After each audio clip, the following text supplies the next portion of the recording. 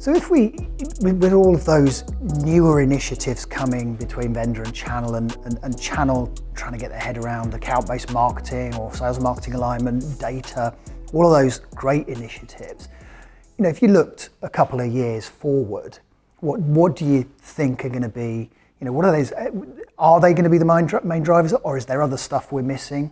There may be other stuff. I mean, all the time we've got new opportunities to try and test different tech, but it's got to help your customer. I mean, fundamentally, that's where I come back to, is that what does it do for your customer that gives them a better experience, enables them to buy from you. I've just done some fantastic work with Maersk Drilling out in Copenhagen, and they have designed a virtual oil rig. And it's not just for the sake of a clever bit of tech, but actually what their customers want to be able to do is literally see the rig from every angle, click on it, drill down, sorry, the pun, into it, look at how that works, understand the deep tech of that machinery. And that's where technology, I think, has been used brilliantly to bring a product to life. Let's not forget, often we're selling technology and products. What can the technology do to help bring that to life? I think that probably really changes the marketing funnel and journey, doesn't it? Absolutely. And I think the great thing is there are now lots of tools at the bottom of the funnel as well. So using things like Showpad or Turtle to have a much more interactive experience when you're in the sales meeting, not just relying on good old PowerPoint. There's nothing wrong with PowerPoint, but actually thinking of different ways of being able to bring the story to life. I want to talk to somebody who's an expert in the product or the service I've already researched. Are you seeing that? Absolutely. And I think also we mustn't forget in B2B, we need to have a bit of fun sometimes, and I think there's the opportunity, as you said, to use AR to give experiences that you wouldn't get otherwise, but actually building that in and thinking about, yes, it is expertise, but demonstrating it in a fun and informative way as well. So if we come back to our channel partners or the channel as a whole, what do you think they need to be doing to ensure their kind of success over that 2-year time frame? The world is so competitive. New competitors coming in all the time, and not just the known, but the unknowns. I think the market's moving so fast. And therefore, I think it's about focus, a real deep understanding of what makes your business special, and what its real proof points are for your customers, and just focus absolutely on those, because I think it's very easy to get distracted. There are lots of things we could do, but it's that clarity over what must be done and seeing it through.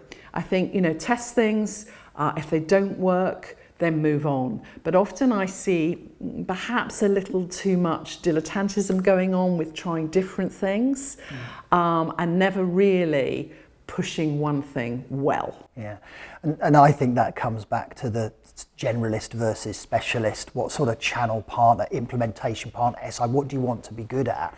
And you've got to go very deep on that product or service.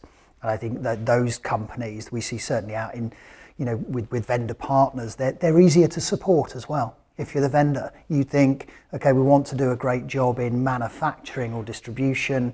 Which partner are we going to support? Well, yes, the one with the great plan, but also the one with the best chance of success and the depth of knowledge there. Absolutely. Proven execution, really critical.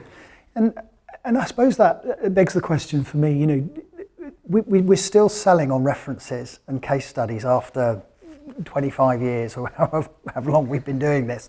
But it seems that you can't get away from the proof point. I think we can, but different proof points. Social proof, to me, you mentioned earlier what's changing. And in B2B, this is an underused asset. Our customers are talking about us all the time. They're out there. We don't need to go and ask for testimonials. If they've posted them, then we should be reusing and repurposing. And I think that to me, that brand listening around social proof, it's going to give you some real surprises when you compare it perhaps to your NPS score. And this is something I'm doing quite a lot of work in. Very interesting seeing businesses like Brandwatch for the first time bringing together the NPS score with the social score in the B2C world, I am really keen to see the first B2B organisation that does this, because this is going to give them real competitive advantage. Yeah, beyond NPS seems a great way to go. And I think there's two parts to that, isn't it? The social proof part is very much, as you say, that's where some amplification can really take place. And I think people will say things on social media, be it LinkedIn or Twitter or Instagram, that they won't necessarily say to your face, which seems really bizarre, but we're back to human behaviour. And that's the thing we should be looking for. What is it that they really love about you as a business? And they can be just really simple things. And they're the ones that you want to go, that's what we need to embed in our marketing plans. That's what they love. Yeah.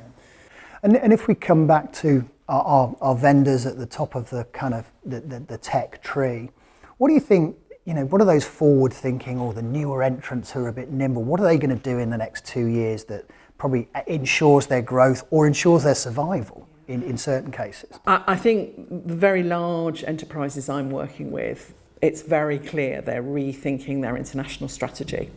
And I went to a very interesting presentation last week from the World Bank, and just perhaps thinking about the growth markets, which perhaps have been sidelined or not given as much emphasis. I find it fascinating that EMEA marketing directors, there's an A on the end, but how much attention is Africa getting? And there's no doubt that there are some markets there that are growing very well. And very fast and profitably. So I think that's certainly one I would say to everybody. What is your international strategy? Where do you need to perhaps realign, refocus?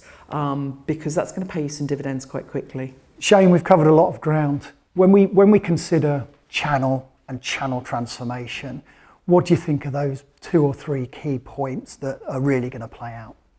Just the clarity of strategy.